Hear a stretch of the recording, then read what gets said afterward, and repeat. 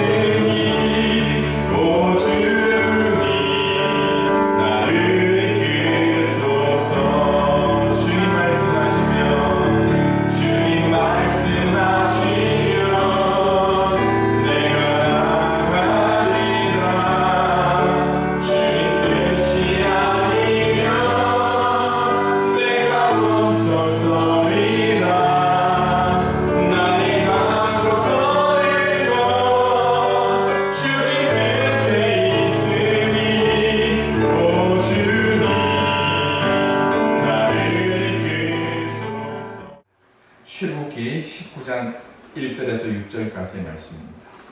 이스라엘 자손이 애굽 땅을 떠난 지 3개월이 되던 날 그들이 시내 광야에 이르니라. 그들이 르비딤 떠나 시내 광야에 이르러 그 광야에 장막을 치되 이스라엘이 거기 산 앞에 장막을 치니라. 모세가 하나님 앞에 올라가니 여호와께서 산에서 그를 불러 말씀하시되 너는 이같이 야곱의 집에 말하고 이스라엘 자손들에게 말하라. 내가 애굽 사람에게 어떻게 행하였음과 내가 어떻게 독수리 날개로 너희를 업어 내게 더하였음을 너희가 보았느니라. 세계가 다 내게 속하였나니 너희가 내 말을 잘 듣고 내 언약을 지키면 너희는 모든 민족 중에서 내 소유가 되겠고 너희가 내게 대하여 제사장 나라가 되며 거룩한 백성이 되리라. 너는 이 말을 이스라엘 자손에게 전할지니라. 아멘. 오늘 우리가 읽은 출애굽기 19장에서 24장은 이스라엘 백성이 하나님과 시내산에서 언약을 맺는 그 광경이 기록되어져 있습니다. 어쩌면 이 성경 전체에 있어서 피해갈 수 없는 사건, 성경 전체를 통해서 하나님의 역사가 이 시내산에 머물지 않았다면 이 성경은 어쩌면 반쪽짜리 역사밖에 되지 않을 거라는 생각을 하게 됩니다. 그런데 여기서 제가 지난번에도 한번 말씀을 드렸는데 이스라엘 백성이 시내산에 도착한 그것 자체가 은혜다. 왜 그러느냐? 19장 1절에 보면 언제 도착합니까? 이스라엘 자손이 애굽 땅을 떠난 지 3개월이 되던 날 시내 광야에 도착했다고 합니다. 여기서 달, 개월로 해당되는 이 히브리어가 코데시라는 단어가 쓰였는데 본래의 의미는 세 달을 의미합니다. 그래서 첫째 날, 월삭의 날을 의미하는 것이죠. 따라서 정월 14일에 출발한 이스라엘의 출애굽의 일정이 3월 1일에 시내산에 도착합니다. 여러분 잘 생각하십시오. 계산하십시오. 그리고 3일 후에 하나님이 시내산에 나타나셔서 모세에게 율법을 내려주십니다. 자, 그러면 2월 한 달, 그리고 1월에 15일, 16일, 그리고 이렇게 계산하면 나중에 어떻게 될까? 여러분 생각해 보십시오. 출애굽기 19장의 셋째 날 아침에 하나님이 나타났다. 그래서 이걸 계산하면요, 모세가 시내산에서 율법을 받은 때가 6월절 후 7주가 지난 오순절 날이 되는 거예요. 그래서 우리는 여기서 이 사도행전 2장의 말씀과 같이 오순절에 예수님의 제자들에게 임한 성령의 사건과 이제 이스라엘 백성에게 시내산에서 불 가운데 자신을 드러내고 율법을 주신 사건과 연결되는 것을 보게 되는 것입니다. 그래서 모세가 바로에게 그렇게 찾아가서 이스라엘 백성으로 못하게 하라고 요구했습니까? 하나님께 예배하라고 했던 곳이 어디일까? 여러분, 바로는 그것을 알지 못했어요. 이스라엘 백성들도 그들이 어디에 가야 하는지 알지 못했다라는 것이죠. 다만 모세의 인도에 따라 그들이 하나님의 산 시내산에 이르러서 그들에게 나타난 그 율법 계명을 통하여서 그들이 깨닫게 된 거예요. 어디가 그들이 가야 할 목적지가 어디였다라는 겁니까? 실제로 그들은 적과 꿀이 흐르는 가나안 땅에 대한 약속을 받았지만 이 출애굽 사건에 있어서 그들이 분명히 가야 할 목적지가 어디였습니까? 어디였을까요? 시내산이 된다. 그래서 이 이스라엘의 역사에 있어서 하나님의 그 부름이 있었던 모세를 불렀던 그때, 그리고 그들이 가서 하나님의 그 임재를 경험한 그때, 그것이 이스라엘 역사의 전환기가 되는 거예요. 그래서 오늘 이스라엘 백성을 불러내신 하나님의 그 말씀을 한번 보십시오. 하나님이 이르시되 내가 반드시 너와 함께 있으리라. 내가 그 백성을 애굽에서 인도하여 낸 후에 뭐라고요? 너희가 이 산에서 하나님을 섬기리니 라고 말씀하고 있습니다. 그러기에 모세도 분명히 깨닫지는 못했을 거예요. 그리고 왜 꼭 그들이 정월 14일에 양을 잡아서 먹고 출애굽을 해야 했던가? 왜 그랬을까요? 그것이 하나님의 역사 가운데 연결고리가 되어서 구약의 역사와 신약의 이 역사가, 여러분, 그 평행 이론이라고 있잖아요. 어떤 영화에도 평행 이론, 어떤 사건을 보면 몇 년도 사건과 그 후대에 20년, 30년 지난 그 사건이 평행 이론처럼 나가듯이 이 성경의 역사가 구약과 신약이 따로 쓰여진 것 같은데 어쩌면 완벽한 톱니바퀴처럼 연결되어 있다는 것을 보게 되는 것이죠. 그래서 이 시내산에서 하나님께서 이스라엘 백성에게 하려고 하신 그 말씀이 무엇이고, 또 꼭 이 산에서 하나님을 만나야 했던 그 계기가 무엇인가, 오늘 말씀 가운데 드러난 그 말씀을 통하여서 하나님의 뜻을 살펴볼 수 있기를 주님의 이름으로 축원을 드립니다. 그 첫 번째로 하나님은 이 히브리 백성 이스라엘로 인하여서 제사장 나라로 삼기를 원하셨다는 거예요. 모세는요, 시내산에 도착하자마자 하나님 앞에 나아갑니다. 좀 쉴만도 한데 하나님의 이끌림 가운데 모세는 시내산으로 갑니다. 하나님은 모세에게 세 가지 사실을 이스라엘 백성에게 전하라고 명하셔요. 그 첫 번째가 뭡니까? 하나님이 애굽 사람에게 하신 그 일이라는 거예요. 유월절을 기억하는 가장 중요한 의미가 그들의 조상이 애굽 땅에서 겪었던 그것들이에요. 그런데 그 종되었던 그 삶이 아니라 가장 핵심되는 것이 뭐냐면 마지막 때에 모세를 통하여 바로 앞에서 행한 10가지 재앙을 기억하라는 거예요. 왜 그걸 기억해야 됩니까? 그 재앙을 통하여서 하나님이 그들을 구원해내시거든요. 그리고 거기서 뭘 경험하게 됩니까? 홍해 사건을 가르치잖아요. 제가 지난번에도 말씀드렸지만 홍해를 통하여서 그들이 거듭남의 세례를 받듯이 그 물 사이를 지나가면서 하나님의 구원을 경험합니다.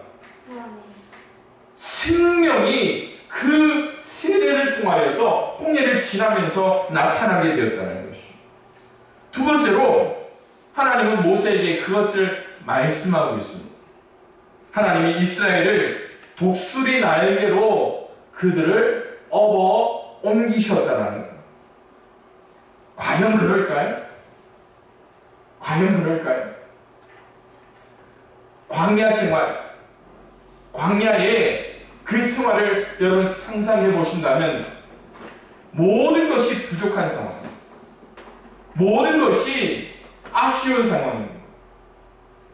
그런데 이거 먹고 싶어, 저거 필요해, 그거 필요할 때 그 태양빛을 가리시는 하나님, 부족한 것을 치우시는 하나님, 추위에 불기둥을 통하여서 그 하나님을 만날 때 그 광야를 가르는 그 독수리의 날개를 이스라엘 백성들은 경험하게 됐다는 거예요. 오직 누구만이 할 수 있는 겁니까? 하나님이라는 거예요. 하나님. 세 번째가 뭘까요? 하나님이 그들을 인도하신다. 앞서 행하신, 그들을 인도하여 주시는 분. 특별히 이스라엘 백성을 어디로 인도하셨습니까? 신의 산. 그걸 생각하면 이스라엘 백성들은 결코 하나님 앞에 그릇 행해서는 안 됩니다.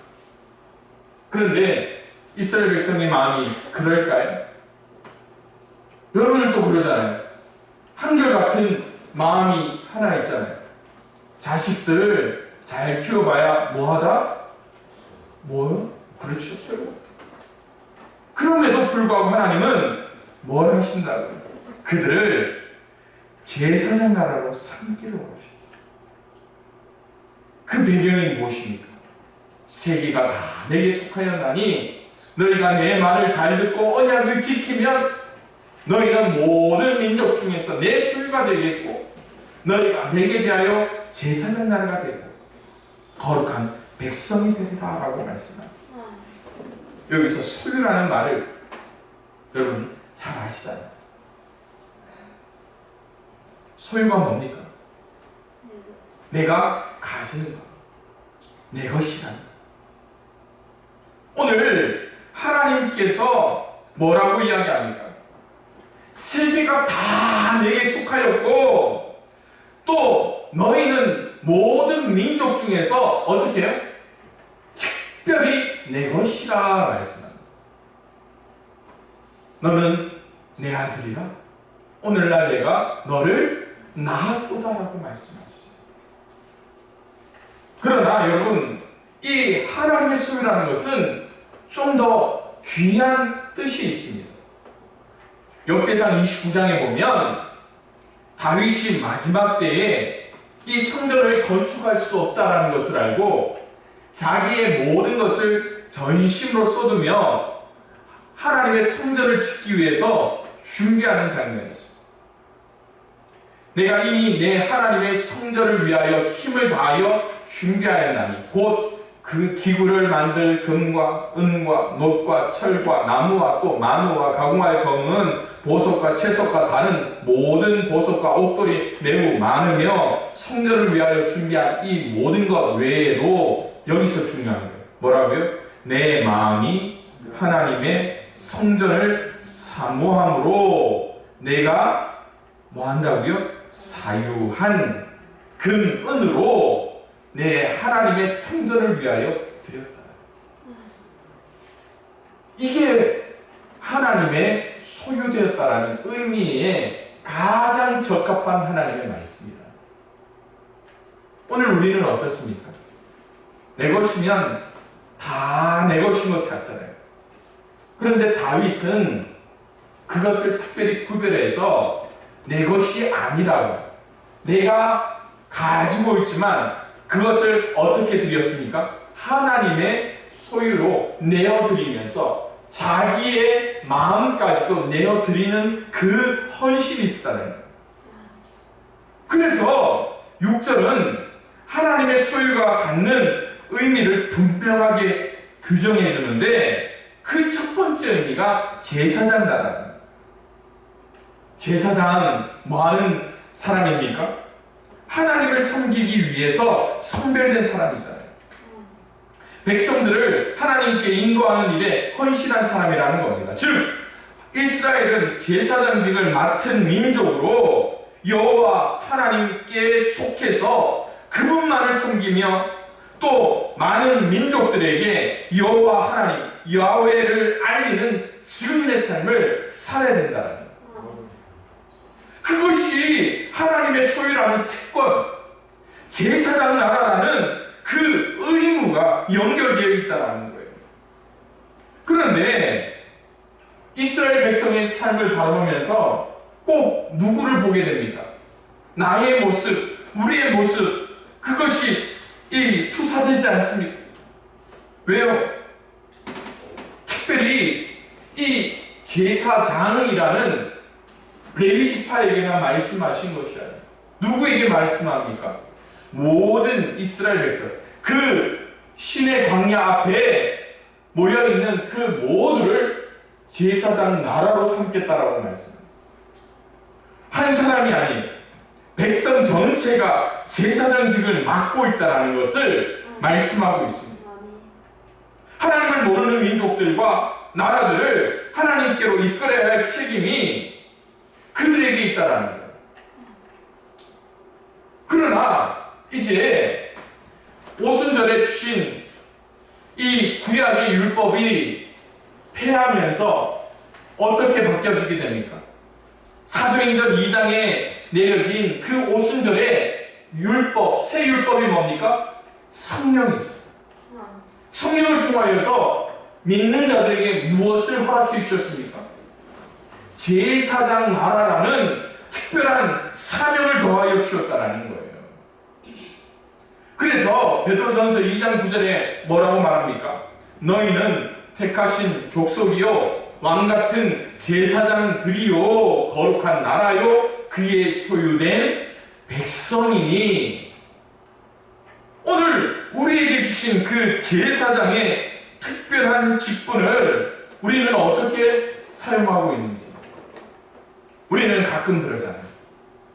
누구에게 그 직분이 주어졌다고요? 누구에게 주어졌다고 합니까? 목사님. 특별히 전하고 선교하는 일 목사님들. 그러면 또 목사님들은 뭐 합니까? 선교사를 보내는 일에 힘쓰잖아요. 그 일은 누구에게 주어졌다고 합니까? 선교사들. 오늘 우리가 그 책임을 전가하는 게 능사가 아닙니다.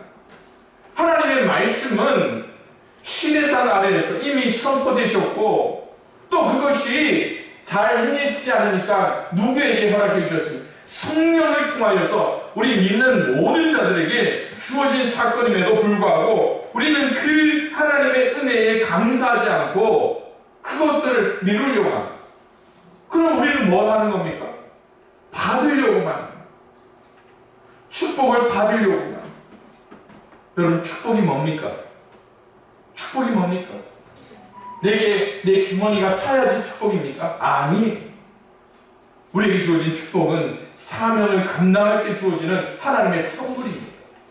그게 가장 중요한 것인데 우리는 그것들을 그냥 멀리 그리고 한쪽 구석에 내 마음 한쪽 구석에 처박아 놓으려고 하고 있지 않습니까? 그러기에 오늘 이스라엘을 불러내시고 그 광야길 가운데서 하나님이 그들을 만나주신 이유가 무엇인가? 우리가 잘 새김으로 말미암아 하나님 은혜에 감사할 수 있고 하나님 앞에 그 제사장 나라의 직분을 감당할 수 있는 저와 여러분들이 될 수 있기를 주님의 이름으로 축원을 드립니다. 두 번째로 이 신의 광야에 들어선 하나님의 소유된 그들에게 하나님이 특별한 호칭을 허락해 주십니다. 두 번째 호칭이 뭡니까? 거룩한 백성이라는 거죠. 거룩한 백성. 거룩하다는 것은요, 원래 순수하다. 그리고 하나님 앞에 헌신되어 있다.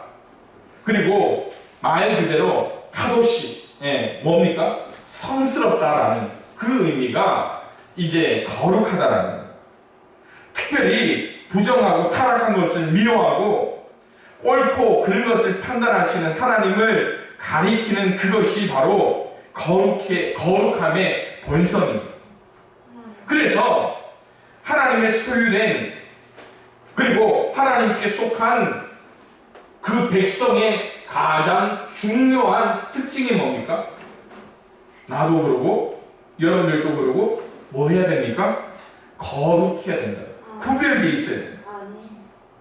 그래서 거룩한 백성이라는 것은요, 이 타락한 세상에서 구별되어서 하나님의 소유로 선택된 그 무리, 결국 하나님을 위해 쓰임 받고 하나님 앞에 헌신된 사람들을 가리키는 말이 이 하나님의 거룩한 백성이라는 거예요. 그러기에 여러분, 하나님이 왜 특별히 이 거룩한 백성이라 부르셨을까요? 그들의 신분의 변화를 요구합니다. 애굽 땅에서 살았던 그들의 신분이 뭡니까? 뭐예요? 종.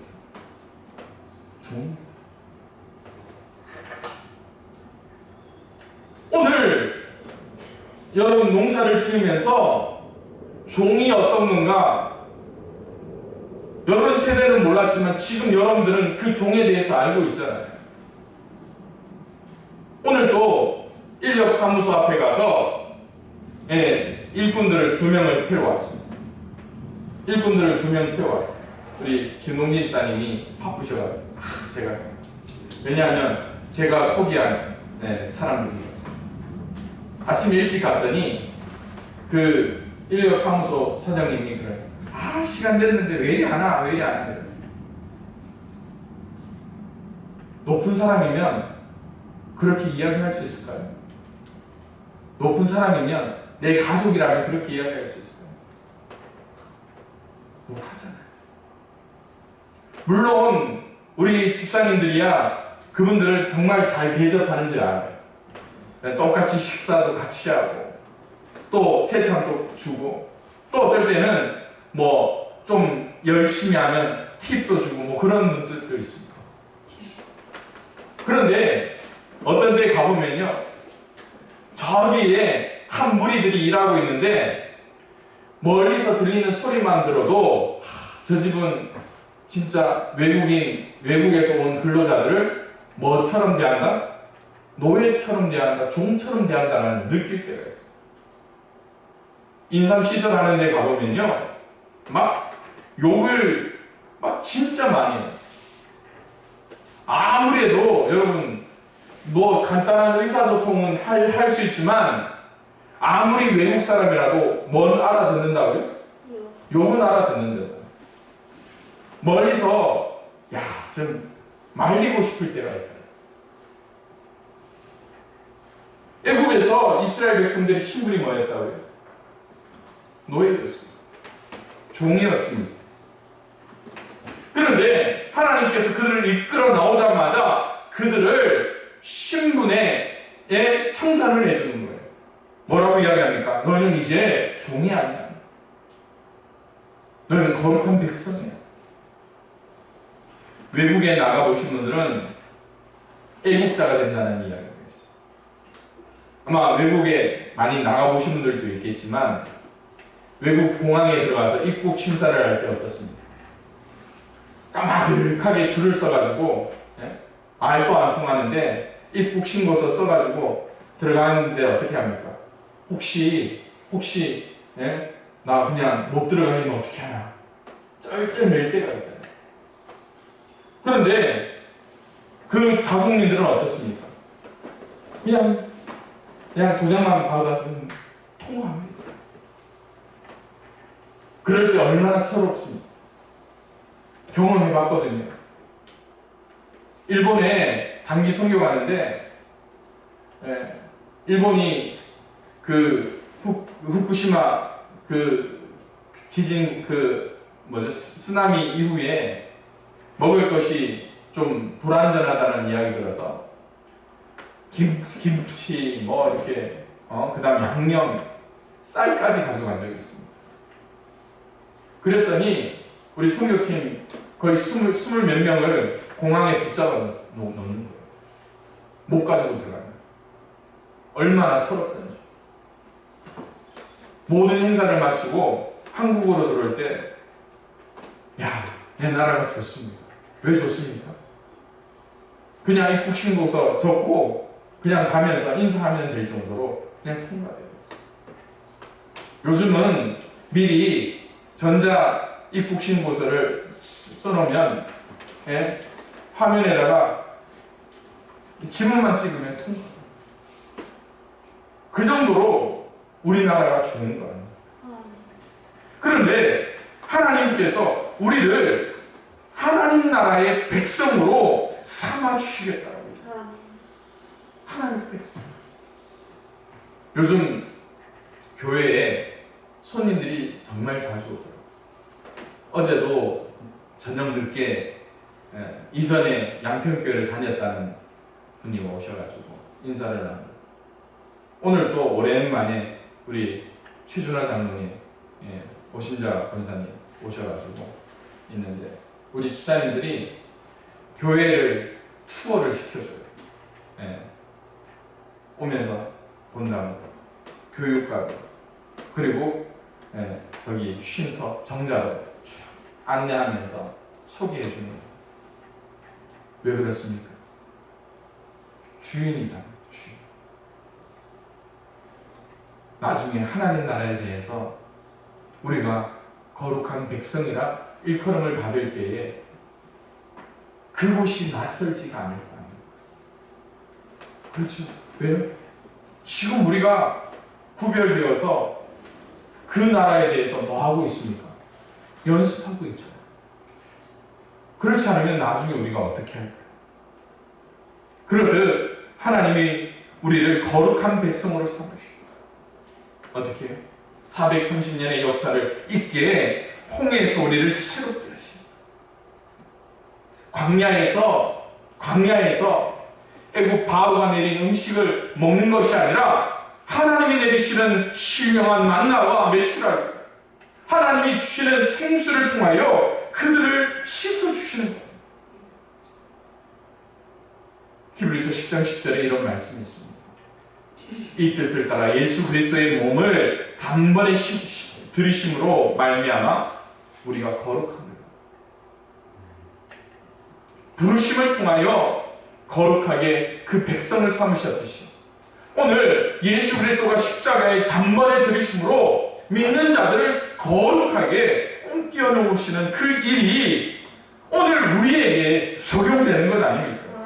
이처럼 우리를 하나님과 동등됨을 취할 것으로 여기지 않고 사람들과 같이 되시며 성육신을 통하여서 자기를 낮추시고 죽기까지 복종하셔 십자가에 죽으신 예수 그리스도, 빌립보서 2장 말씀과 같이 그분이 우리의 주님이 되시기에 우리가 어떤 걱정이 있습니까? 어떤 고민이 있습니까?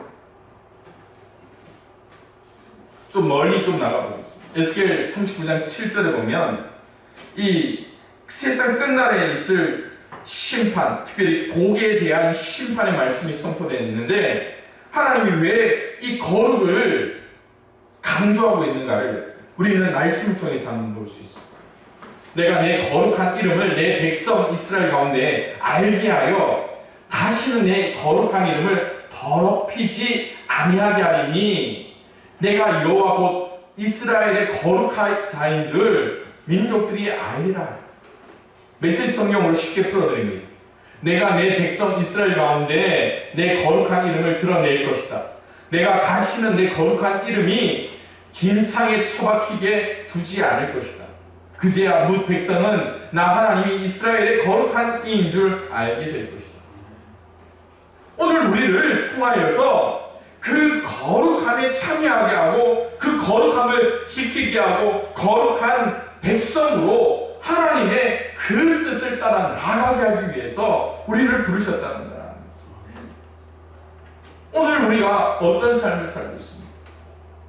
너무 허덕이는 삶을 살고 있지는 않습니까? 그럴 때 다시 한 번 더 우리가 거룩함, 그 앞에 우리가 구별되어질 수 있는 저와 여러분들의 구별된 삶이 될 수 있기를 주님의 이름으로 축원을 드립니다. 그래서 저는요, 결론적으로 하나님께서 우리를 제사장 나라 거룩한 백성으로 삼으시고자 주신 특권이 무엇인가를 함께 보려고 합니다. 그것은 앞에 말씀드렸던 말씀의 좀 반복일 수도 있겠지만 출애굽기 19장 4절에 나오는 말씀입니다. 우리 함께 읽어볼까요? 시작. 내가 애굽 사람에게 어떻게 행하였음과 내가 어떻게 독수리 날개로 너희를 업어 내게로 인도하였음을 너희가 보았느니라. 아멘. 여러분, 어떤 의미가 있습니까? 여기서 두 가지를 보게 됩니다. 어미 독수리가 새끼를 훈련시키듯이 하나님이 이스라엘을 광야에서 훈련시키신다. 하나님이 이스라엘을 광야에서 훈련시키신다. 또 두 번째는 독수리가 새끼를 날개 위에 올려놓고 운반할 수 있는 것 같이 하나님은 이스라엘을 안전하게 인도하신다. 제가 이 제목을 넣었던 이유가 뭐냐면 오늘 교회에 온 저희 양평교회 손님으로 오신 우리 최준하 장로님과 우리 이종태 집사님의 대화를 보면서 좀 느꼈던 거예요. 인삼농사를 지으는 글 속에서 어쩌면 두 분의 인생이 거기에 애한이 되어서 서로 이야기하는 거예요. 실패를 맛보고 또 여기저기에 반대도 듣게 되면서 이걸 해야 되나 말아야 되나, 해야 되나 말아야 되나, 막 그 고민이 어제 오늘 있었던 게 아닙니다. 그 속에서 하나님은 과연 무엇을 우리에게 원하십니까? 그런데 참 인생이 연약한 이유가 뭡니까? 사람들에게 그걸 확인받으려고 할 때가 참 많다. 사람들. 그래서 좀 사람들에게 인정받고 싶고 또 그런 속에서 저게 아니야 하니까 어떻게 해요? 그 속에서 반대하는 사람과의 그 인연도 점점 멀어질 수밖에 없는. 결국 두 분의 공통된 결론이 있습니다. 하나님의 인도함 없이는 불가능했다. 하나님의 인도함 없이는 불가능했다. 이게 두 분의 고백입니까? 아니에요. 아마 이 자리에는 우리 권사님, 그쵸? 우리 집사님 모두가 경험했던 그 일 아닙니까? 농사만 하시는 분들이 겪은 겁니까? 아니에요. 직장 일들도 마찬가지잖아요. 우리 김영규 집사님 보면 제가 늘 기도하는 게 있어요. 예배 중에 설교하면서도 제가 눈길을 통해서 제가 기도하는 게 있어요. 다시는 그 어려움이 없으면, 사고가 없으면 좋겠다. 막 그게 제 그거예요. 왜냐하면 저희 어머니가 지금 팔 골절로 인해서 있잖아요. 고민을 하시는 거예요. 이제 이게 다 아물면 이 손목에 철심을 빼자고 의사 선생님이 또 수술해야 된다고 하니까 그게 싫으신 거예요. 우리 권사님 아시잖아요. 한 번 수술할 때는 아파서 부러져서 수술해야 되니까 수술했는데 이제 철심 빼자고 하니까 더 못하겠다는, 더 못하겠다. 그런데 철심을 바꿔서 하시는 분이 계시잖아요. 그러니까 더 뼈저리게 제가 느끼는 거예요. 어떻게 해야 돼? 어떻게 해야 돼? 그런데 그 모든 과정들을 여러분 지난주에 설교를 통해서도 제가 말씀드렸지만 하나님의 인도함이 없다면 여러분 가능합니까?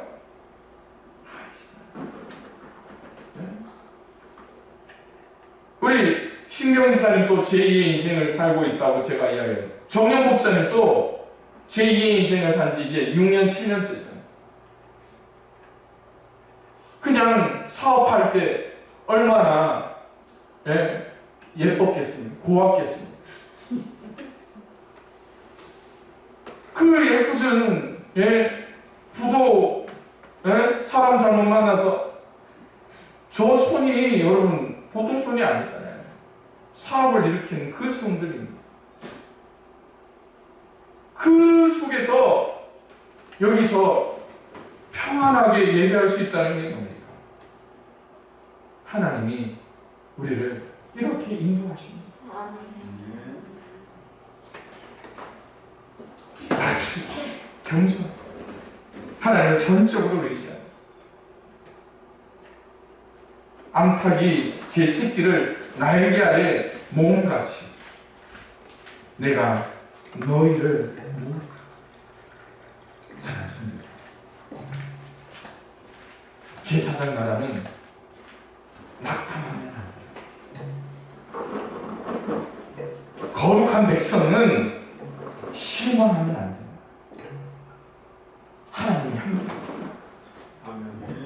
하나님이 우리의 주인이에요. 하나님께 시선을 떼면 안 되는 거거든요.